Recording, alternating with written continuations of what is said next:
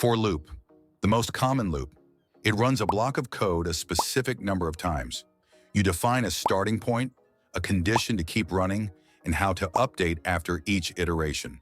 Perfect for when you know exactly how many times you need to repeat something. While loop, it keeps running as long as a condition is true. Unlike a for loop, it doesn't need a counter, just a condition to check. Be careful. If the condition never becomes false, you'll get an infinite loop. Do while loop. Similar to a while loop, but with a twist. It runs the code block at least once before checking the condition. Even if the condition is false from the start, the loop executes once. For each loop, designed for iterating over collections like arrays or lists.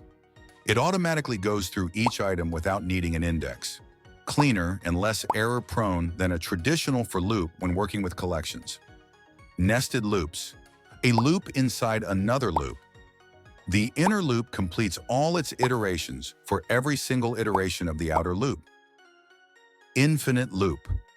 A loop that never ends because its condition is always true, usually a bug, but sometimes intentional.